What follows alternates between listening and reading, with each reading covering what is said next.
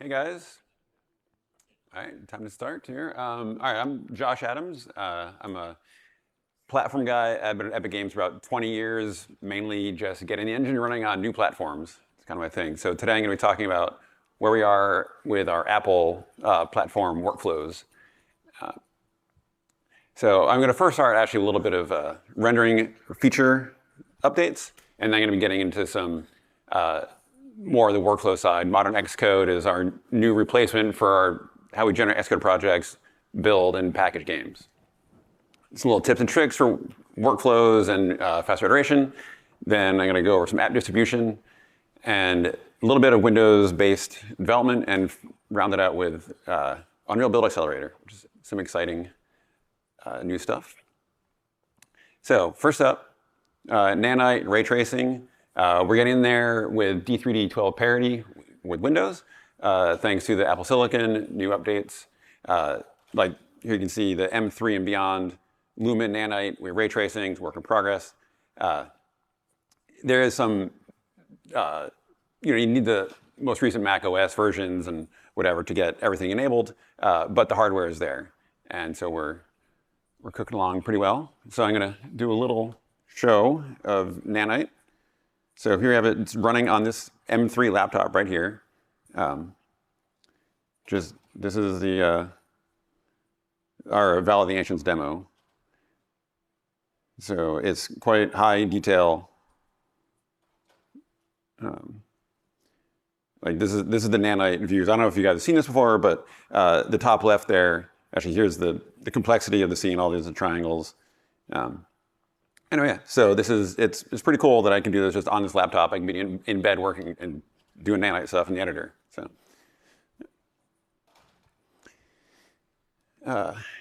And so also we have some days in VisionOS. We have pass through now for the to the background. So with VisionOS 2.0 and UE 5.5, we can have AR mode. Now with the UE renderer, we don't need Reality Kit. There's a talk tomorrow at 2. Intro to AR, which I have a little more information about VisionOS and other state of AR in Unreal. But for this, I just have a video.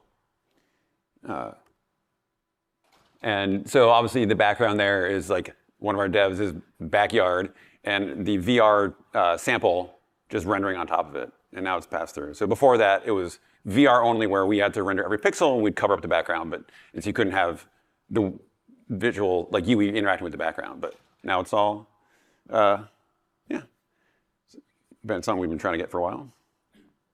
Okay, so now talking about modern Xcode. So this is a pretty big change for how we used to be doing things. And for anyone here that's been using UE for the Mac or iOS or tvOS, whatever, you'll see some big changes. And the reason why is Xcode is not Visual Studio. Visual Studio is where most of our design comes from. So some of the concepts don't map as well onto Xcode. So people that are used to Apple things but not UE things are coming in and they get a little confused by how we have it set up. So now we're trying to get things closer to the Apple way of doing things, mostly based around Xcode. Whether or not you edit in Xcode or not, we still need to use Xcode to actually make the apps. Trying to make code signing simpler and easier. Obviously, code signing is something that everyone has to deal with on especially iOS and the mobile platforms, but Mac as well. So we're trying to make this simpler and easier. We're embracing XC archives now as a distribution method. We had some support for XC archives, but now it's a little more refreshed and up to date. And we're trying to share as much code between our Mac toolchain and our iOS and other platforms toolchains as much as possible. When I do say iOS, a lot of times I really mean iOS, tvOS, VisionOS, because they're so similar that one will cover all three of them. All right, so how do we change things from legacy? The biggest thing is that Xcode is responsible for making the final app. And that kind of ties into a lot of the aspects of how we do this. But UBT originally would make a .app bundle and jam things together and try to mimic how Xcode is doing it. But now we have Xcode doing everything. We still need to have staged data made ahead of time before you make your final app, because we have a self-contained app now, and so the stage data gets brought into it. And I'll cover some of how this works later. So there's two ways of making builds. Obviously, you can be inside of Xcode, and what that does is it runs Unreal Build Tool to build the C++ data. Then it pulls in the stage data, and it can add your device to the account. You have automatic codesigning turned on, which I'll get to. But then it will sign the app using your Xcode login account. Unless, well, that's if you have automatic codesigning. But if you're on the command line, then UBT starts the process. It'll build a C++. Then it'll generate a stub Xcode project very quickly. But then we use Xcode build to build that that stub project, which then pulls in the stage data and signs with your Xcode account, or with a P8 file for authentication, which I'll cover in a little bit. But it's an important difference there. We're now using XConfig files, which is Apple's new way of setting build settings. So instead of trying to pull a bunch of settings into the hard-to-read Xcode project file, is now just a plain text file that's exposed in Xcode. And so you can see all the settings that are right there. Code signing, we now are preferring and defaulting to automatic code signing, which does need to be signed in, but it can handle a lot of stuff for you, like pulling down the most recent mobile provision files if you're doing iOS, et cetera. So if you do manual, we do need to have the certificate installed now, but we recommend always installing your certificate on every machine ahead of time, because then if you have automatic code signing turned on and you don't have a cert, it'll ask Apple, hey, make me a cert real quick. And then if everyone does that, you may end up blowing past your limit of certificates. So it's simpler just to give everyone the cert installed on their machine, and then it goes pretty smoothly. So the product settings have moved. A lot of things used to be under iOS, but now that we're sharing Mac and iOS process, we had to move them to a different section. So the Xcode product settings kind of start there, look for any of the project-related settings, like bundle ID, whatever, those things. Are now in a new section in the product settings. We still have the legacy settings there because you can turn off modern and go back to legacy if you need to, but generally you want to ignore those. Also, iOS, you may remember if you've done it before, we would put things into a payload directory, which was kind of, didn't really make a lot of sense, but we had reasons, but now we don't need to do it anymore. And we also have per configuration app names on iOS. The Mac always had per config names, but iOS didn't, so now it's kind of standardized and more normal. Frameworks are now managed by Xcode, so if you reference a framework in your build.cs files, like some third-party frameworks or whatever, when we generate product files, we do build the targets and look through all the build.cs references to frameworks. We pull those references into Xcode, into the project, so then Xcode will handle embedding in your app if needed, code signing it, whatever. Some metadata, we're now using XE asset bundles instead of just a pile of PNGs that like we used to do before. plist files are obviously very important. We do sort of have new methods for how to handle plist files, which I'll cover in I think the next slide. Code indexing has been massively improved. The way Xcode does code indexing for like lookup symbol and another CPP file is it wants to use Clang to build your source code, and then it gets the knowledge of all the symbols in there. And so now we have UBT will generate a response file for every source file, so that Xcode then knows how to build it natively, and then it can index that way. So you should have much better code indexing support. Privacy manifests are a new thing that Apple requires, and now in our modern Xcode, we handle pulling them in to the app. The main one is there in Engine. We'll add support in the future for per project privacy manifests, but right now, just this main one in Engine, Mac or iOS resources there will get pulled in. And DSIM files, we've been not generating DSIM files by default for a long time because they are not really needed for development at all, just debugging on other machines. But the way it works now is we are doing it when we're creating XC archive for making a final build, is when we generate DSIMs. But there is some way to override that. So you can, if your build machine wants to get DSIMs early so that it can upload your crash reporter or whatever, you can make DSIMs with the enable DSIM option. And then there's a product setting that you can use that DSIM and put it right into the XC archive without having to regenerate it, because it takes minutes to make these DSIM files. So, anyway, that's a minor thing, but Worth noting. Okay, so the plist, the three ways we have now of dealing with plist files. So we can have Unreal to generate everything for you based on your product settings. So we generate a plist, and then we hand it over to Xcode, which will then finalize the plist file that's in the app. The iOS, if you've used it before, you know there's a whole lot of product settings that control plist settings in the product settings in the editor. Those are still used because we couldn't really do that a better way than having UBT do it. But you can make a pre-made template file like that you supply, mostly final. You know, like this plist is kind of ready to go, but we still let Xcode finalize it to add in, just to make sure the version number is correct or whatever you have in there, or that's not in there already. And we do pull some things out of that plist. Like if you have a pre-made template with your bundle ID in it and it doesn't match what's in your ini file in your product settings, Xcode needs them to match. So I will take the bundle ID out of the plist and jam it into the Xcode project so that they will match. Or you can do a fully pre-made plist file that's like, I promise this is exactly correct and what I really want in my app, and then Xcode doesn't do anything with it when it's done. It just uses it directly as you supply it. Yeah, so when doing this, we kind of drifted apart from Visual Studio because trying to make it better for the Xcode way of things. So what we had before, like in Visual Studio, you might see the development editor configuration, which is actually a fake configuration. It's a combination of development configuration and the editor target. So in Xcode now, we have one project per target. And it kind of matches now with your .target.cs files that you may have. And if you have multiple game targets, like Lyra has game and game EOS, they're all the same. It's not like Visual Studio where the secondary ones are kind of pulled out in a weird location. Anyway, we also are making a workspace per platform. The way we had it before, trying to make Xcode work like Visual Studio, we would have one target with multiple platforms, and Xcode got very confused often.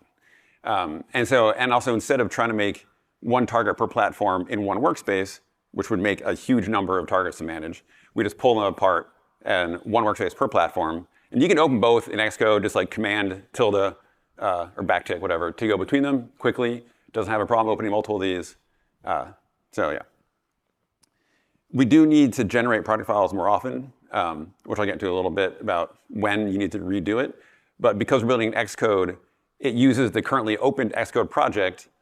And if you have made changes without regenerating the Xcode project, you could be building your app with a kind of stale Xcode project. So you do need to run it a little more often.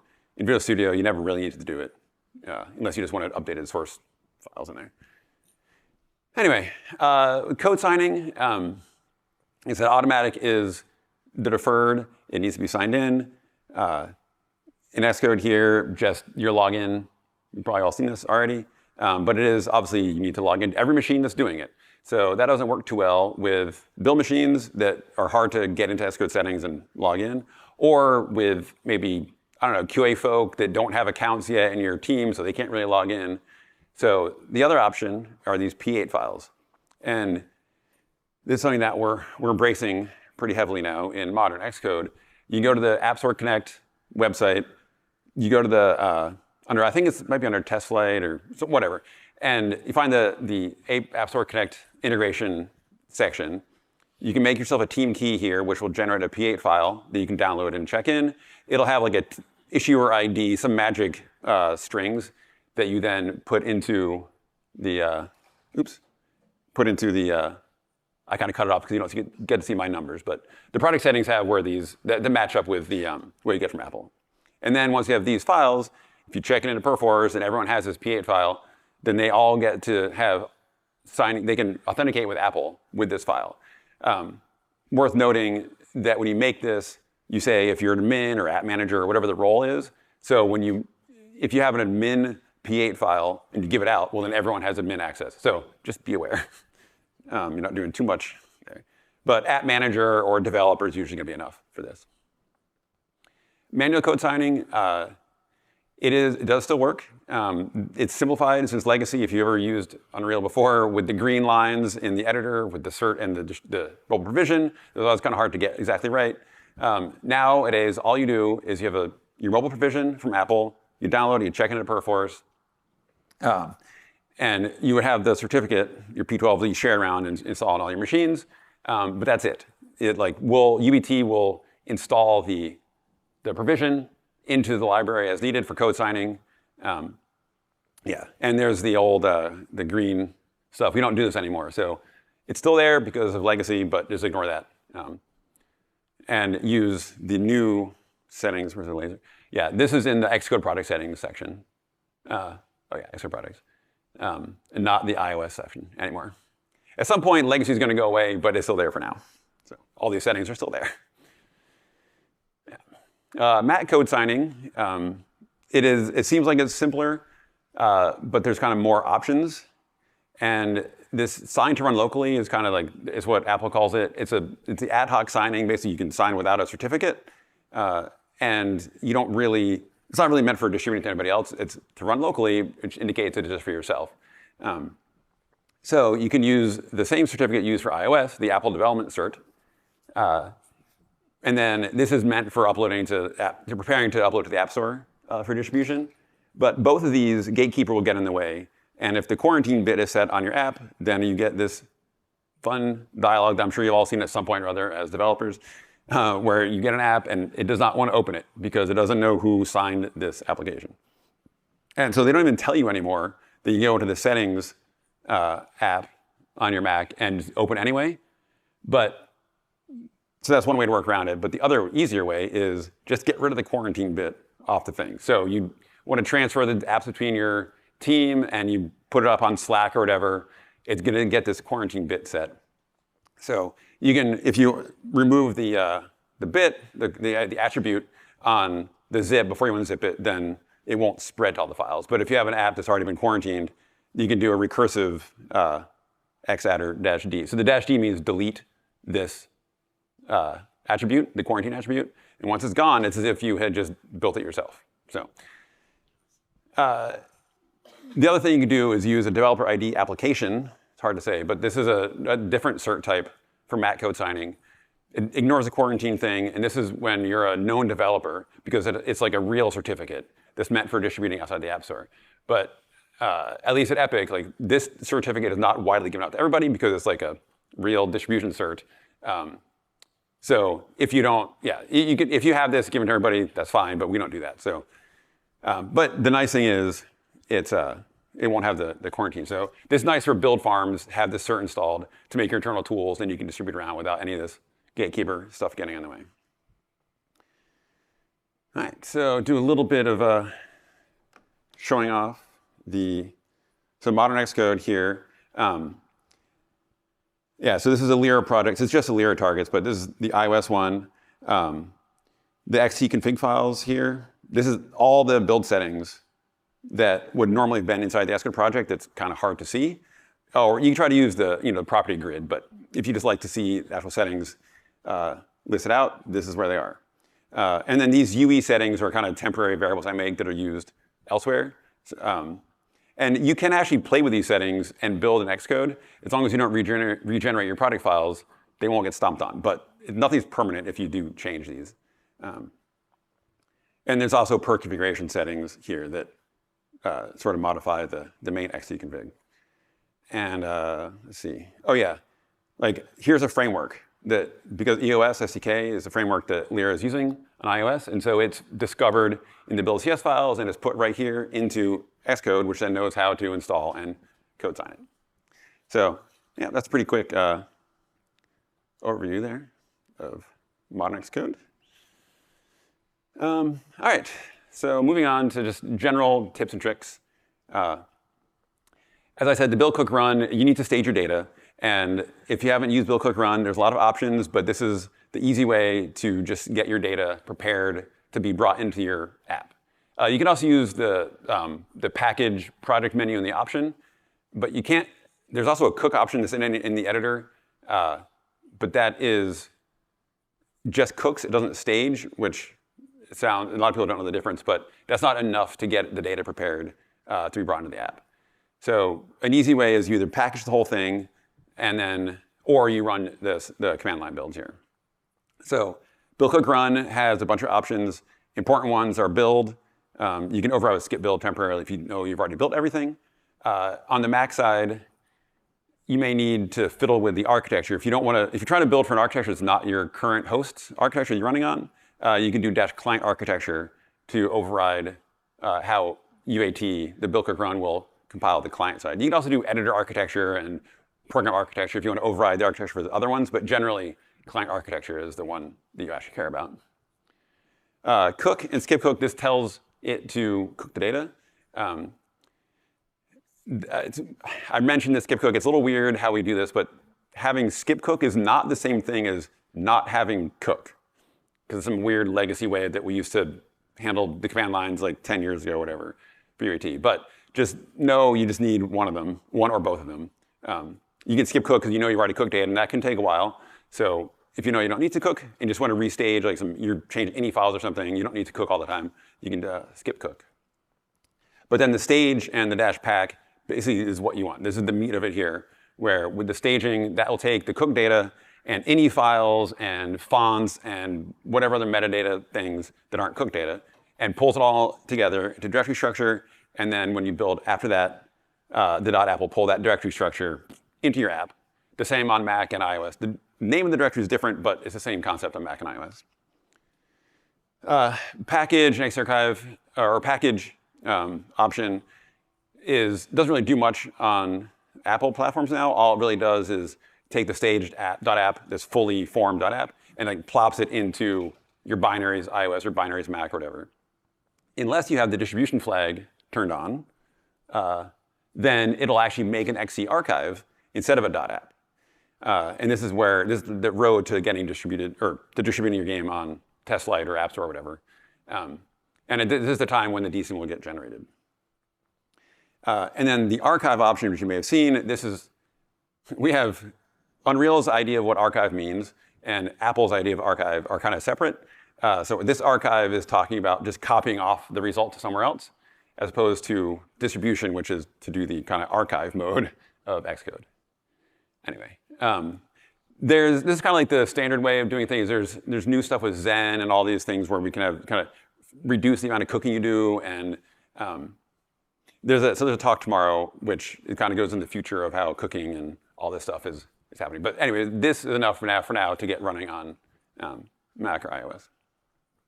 Okay, some just interesting little tips on optimizing some iteration. You probably know, but it's worth mentioning, you can run iOS builds just on your Apple Silicon Mac. You don't need to have a device, but it is an iOS build. So you need to have staged iOS data already made, not Mac staged data. And you need to would put your Mac into your iOS mobile provision, which sounds odd, but there are slots in your mobile provision for Mac computers, and this is why. Maybe I should mention back here that there's other options like for your project specification and the platform. So -project and -platform are also critical. Anyway, sorry. Yeah. So run without debugging. This is actually mostly targeting VisionOS because for whatever reason, if you got a VisionOS device and it's connected to Xcode, the boot time is like tens of seconds instead of seconds long. And I don't know what it is about debugging with Xcode that slows down the boot time, but it is very, very noticeable. So, and it may actually slow down iOS too, or tvOS. I haven't really timed it, but anyway, this little debug executable option there, you can't get breakpoints or anything, but what you can do is hit just Command R to build, install, and run on your device without having the slowdown of the debugging connection. Anyway, so it may help you. And run without building, we always, since we run Unreal Build Tool at the beginning, which is C# and it's not like instantly knows if you don't need to do anything. If you know you're not changing any code and just want to run over and over and over again, maybe fill in with the command line or something, run without building is a convenient, just throw in control in your Command R, and it'll just start running immediately after installing to device if it needs to install. But anyway, the command line is something mostly for iOS here, where it's kind of harder to get your command line, unless you're running only in Xcode, but people testing or whatever need to manage the command line a lot of times. So I'm just going to go over a little bit how it's discovered, like how the command line is generated on iOS. So first, we look for the result of an iOS replace CL, which is I don't know if you know, but if in Unreal and iOS. On device, you can tap with 4 fingers on the screen. It'll bring up a console box, and you can type in any console command, just like the tilde button on Windows or Mac or whatever, or the backtick button.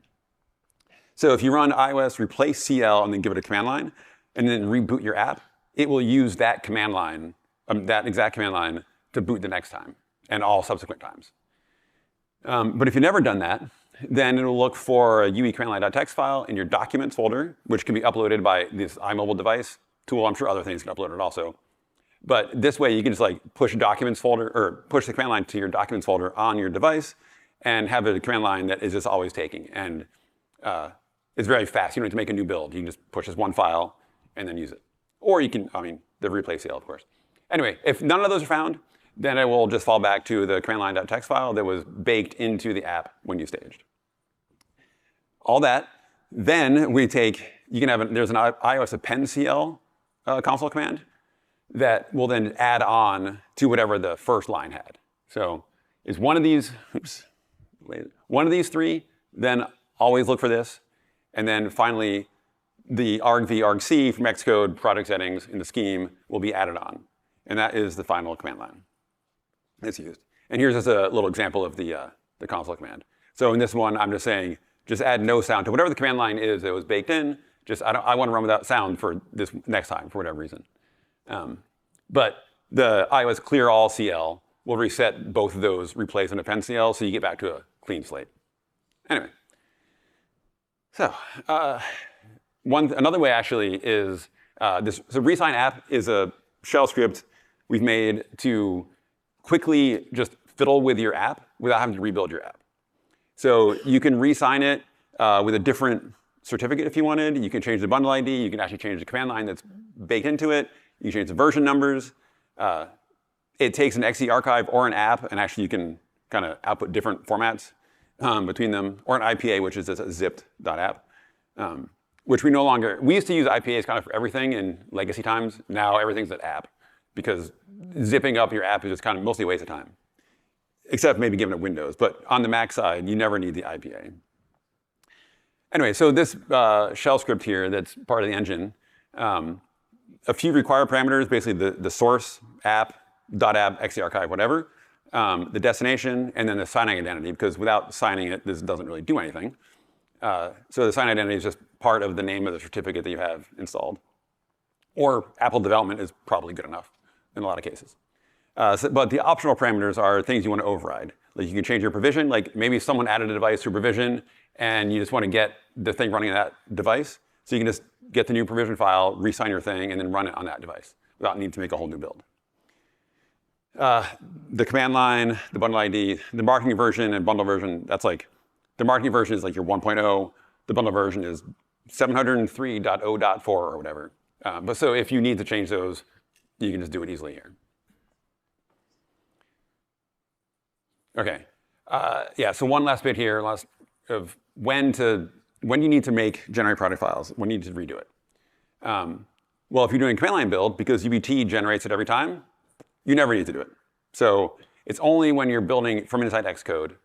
And because these kind of things are baked into that project, as I said before, like codesigning information, the assets, the framework references, these kinds of things if they're being changed, you may end up with stale versions or information in the currently loaded Xcode project.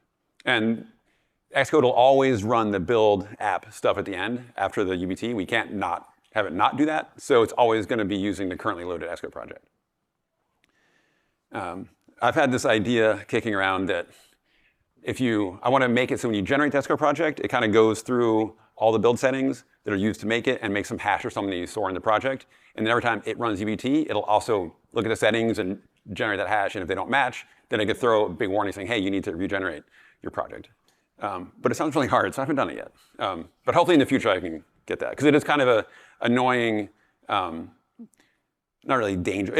It can be confusing why things don't take, because the changes you made to them aren't taking. So anyway, distribution. This has been something we've been pushing a lot on recently. Now that we have this XE archive as the main thing for distributing, if you use build cook run with package and distribution, like I said before, it'll make your XC archive in the Xcode library location. So if you go into the organizer inside of Xcode, it will show up there, the one you just made. And then you can distribute it from there. The other mode is now, which is really cool, I think, in the product menu, if you go to archive, it will run UET, get the stage data, pull it in. It'll generate a, by default, shipping binary. And then it'll just open up the organizer automatically with it selected. So in terms of distribution, like you go into the organizer, you click on distribute app, and you just say, you click button, you go through some little wizard here, basically the target of App Store Connect or TestFlight internal. Those are the two main ones. If you did sign with the sign to run locally, because it's not meant for distributing anywhere, it doesn't actually work to do the fancy App Store Connect mode here. So you'll have to use the custom button and then give it some certificate information for signing. So we the sign to run locally makes it easy at the beginning, but then harder in the end. But yeah, so let me just show that in action. It's really cool, I think. Where are we? Yeah. Oh, actually, while I'm here, it's worth seeing that the way that we do the finalizing of the app, like we do need to get that stage data in there. And because we want Xcode to be able to generate the app, I have to have this shell script that's embedded in the Xcode project that does, it makes the directories needed. It'll find the stage data. It'll copy the stage build into the app. We don't have to go through the details here, but this is how this works, is a shell script that runs every time you build. And there's another shell script right next to it that's generate dsym for archive. This is actually running only when you do the archive. This for install build option check here, this means only for archive. It's kind of an odd name, say install build, not archive, but whatever. This means, because this is checked, it'll only happen when you're archiving. Oh, actually, I already done. So because dsyms are really slow to generate, I'm not going to do it. So right now, I'm just going to comment out the line of the script that generates a dsym file. And then I can just go archive. And so it's starting up. It's right here is running UBT. It's going to realize that nothing needs to be done because I already built. And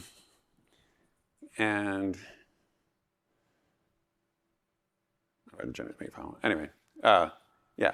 So UBT runs, then that is okay. It seems to be stuck. I've seen this once or twice before. It will finish. Yeah, I don't know why this sometimes every once in a while gets stuck. It's already finished running UBT, but while I'm waiting there, I'm going to mention there is a future idea for Xcode projects where you can have a pre-made Xcode project that maybe you're doing like a bunch of widgets or extensions or like an Apple Watch thing on your phone or something with your app, and you have to do all these custom targets and things in your Xcode project. Well, if you fully generate it, obviously for Unreal, then you're not going to have those custom bits. So we have the idea that you can take a pre-made Xcode project. When you generate it, we'll find that project. We'll kind of insert the Unreal compiling bits into there. It's still going. Oh, there it goes. Yeah, I have no idea what that is. Anyway, so we can merge kind of our Unreal bits into a pre-made Xcode project that's more complex and we can generate automatically. Yeah, so that was it. So ignoring that weird 30-second pause or whatever, it does end up here in the organizer. And then you just click on Distribute App. And I'm not going to do it now, but you can see, just click here. So this really is like a 3-click method to getting a game up into TestFlight with Unreal. So the other way to do it, if you're not using if you want to use Xcode Organizer to upload your app, well, Xcode Build has this built-in export archive option here. This is very complicated. You need a lot of options. You don't need to remember this because I've made an export Apple build script in 5.5, which simplifies everything a lot. By the colors here, you see the pink project here will turn into this, all these settings. This is using the same App Store Connect settings for doing the automatic codesigning builds on command lines, but it's the same exact P8 file that you would have had before. Or maybe you might want to admin or something on your build machines, have a different P8, but either way, yeah, you can have, the product basically looks up the P8 settings. And then the plist here is, it'll look, if you don't give it a path, it'll look in one of these known locations, your project or the engine, for these plists. And this option, the plist options file, is very important for exporting using the export archive option, because it controls the destination where it's going, if it's internal or external, TestFlight, what have you. So that's a very important plist file. We have some pre-made ones, but you can make your own if you need to. Oh yeah, this is the same, the product settings for where the plist is. So even if you're not using automatic code signing, you can still set up the P8 information just to use this script. Okay, so another thing that the export Apple build script, UAT script, does is it can handle now, the very beginnings of it anyway, the App Store Connect RESTful API thing. So it can actually talk directly to Apple and TestFlight, the back end. And we don't use that we don't use the API to upload, but we do use the API now to look for versioning of what's already up there. Because if you have the default, it's kind of the default way with the export options, is to have Xcode manage the version numbers. And what that means is, I didn't quite understand it for a while, but after doing a lot of builds, upload, I realized that basically what happens is, if you have version 100.0.1, but there's already a 101.0 whatever, some higher version number already up on TestFlight, what happens is we upload it, and then suddenly, oh, the version number has been changed to just 102. Not 102.0.1, just 102. And so it's really weird. So with the check version option to export Apple build, I will use the API to talk to TestFlight and say, hey, is there a bigger numbered version? If there is, and you have this increment thing set here, then it will take the biggest numbered version, increment it by this increment, and use the resign app shell script to resign to change the version number locally, and then you upload that with the signing identity there that's passed there. And so when you don't upload it, now you know the version number that's been uploaded. And this may be helpful in your workflows. Maybe not. Maybe you're fine with the version number changing, in which case you don't need to worry about it at all. But one thing that we use it for is to programmatically set what's new, the build notes basically in TestFlight, where there's no way to set those things from the Xcode build command line.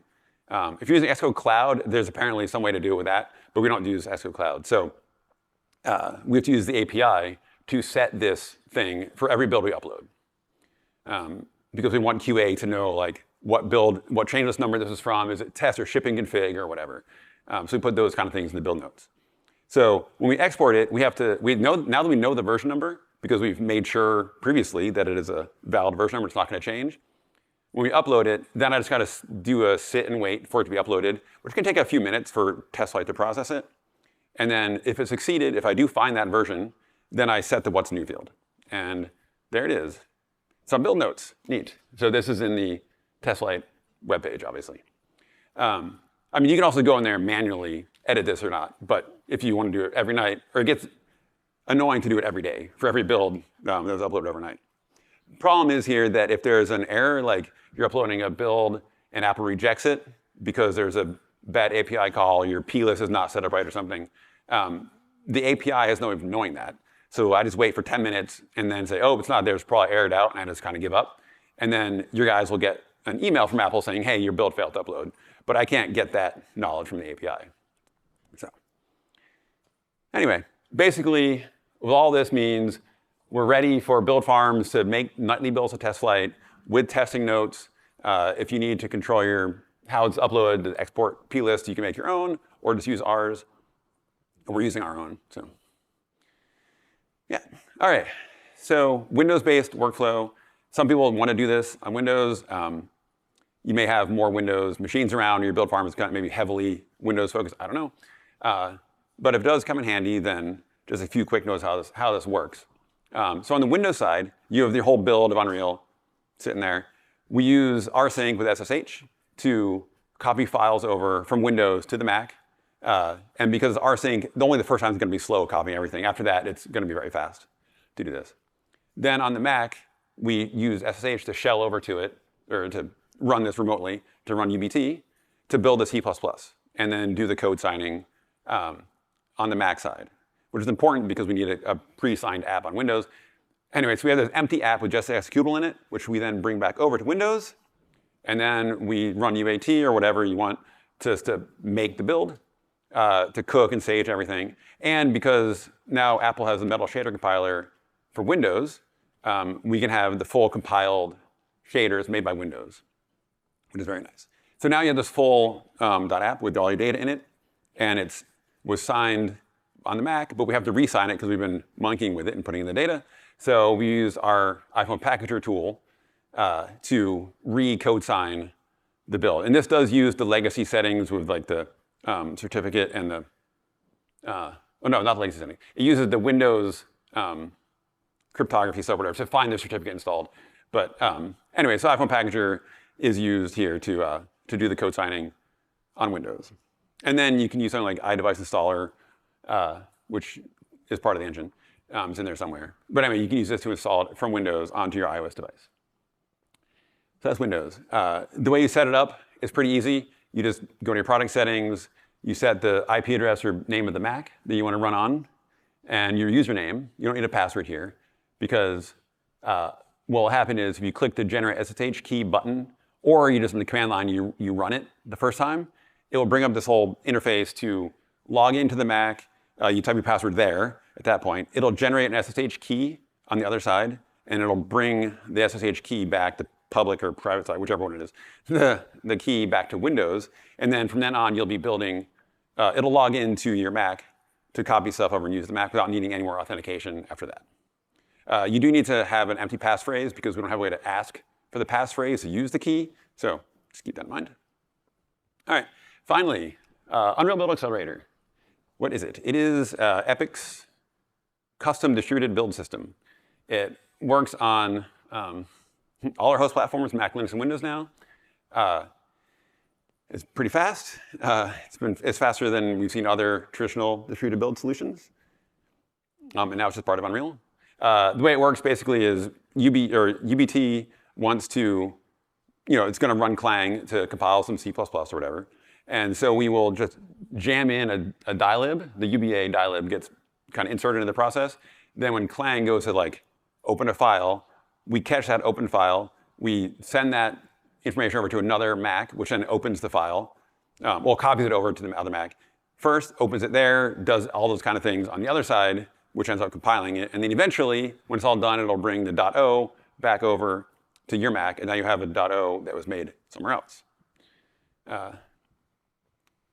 So there's a talk later today, the Horde UBA talk, with more information about how this works. So I'm giving just a quick overview. There's a little bit that's different for the Mac that's worth knowing, which I'll get to. But basically, to set it up, you have a build config for your whole site. Your whole studio can have this set up, where there's a UBA coordinator, which you point to in the XML file there. And you can have multiple pools if you need for different sets of machines or whatever. But in the meantime, when you're starting out, you might want to have, I have a second Mac at home or whatever. I want to try this out. So you can just build this UBA agent tool, and then you copy that over to your helper Mac, and then you have that pointed to the host, and then they kind of will find each other when you do the builds. It's not really meant for how you do widespread, like company-wide distributed stuff, but it's good for testing and seeing how it works out to start with. So it is different on the Mac a little bit in that with other platforms, you can copy Clang over the network to other machines and just run the tools that are copied from your machine. But with Xcode, we have to not do that, and we have to install the Xcode in the on each of the Macs that are running Xcode. We can't copy the files over. So we have to do this kind of version handshaking when UBA starts, and it has to be an exact match. So it goes by the build number. So even like different betas of 6.0 or whatever won't work together. It has to be exactly identical because we have to know that every header file is exactly the same, every Clang, everything has to be exactly the same. So we use this to determine that, yes, my Xcode and that Xcode are the same. So when I run it remotely, it'll produce the same output. And the way that works is just on the starting side, Xcode select determines which Xcode that you're building with. It gets the build number. And then on the agent that's helping out, it can, with this option there, populate cast from all Xcodes. It's kind of a hard name, but basically that tells the agent to look for every Xcode that's on the machine and use those as allowed Xcodes to help out with. So no reason not to install multiple Xcodes on all your helpers because you can support more host Macs that are trying to do builds on various versions of Xcodes. So some of the results here, I mean, this here is, we used to have these large build times. This is making full engine builds like that we'd have in the Epic Games Launcher. And this is on M1 Studio here, these times. Obviously, the height is the time spent. And it's over a couple months. But yeah, this is like 11,000 build actions that are taking this amount of time. And the chart does include some copying, assigning, and other things of that nature. So it's not just compiling. But so with compilation only, it actually looks an awful lot better. So before UBA, we had measured 3,400 seconds. And after switching to UBA on, it went down to 670. So obviously, it depends on how many Macs you have in your farm, but you can get some pretty good speedups that way. So that is it for me. I'll take any questions. I'll shut my phone up. And yeah, we're welcome to feedback on the forums if you want, or come talk to me now and whatever, ask questions. We have a few minutes, and I know it's lunchtime next, so I can hang out for as long as we want and chat. So thank you.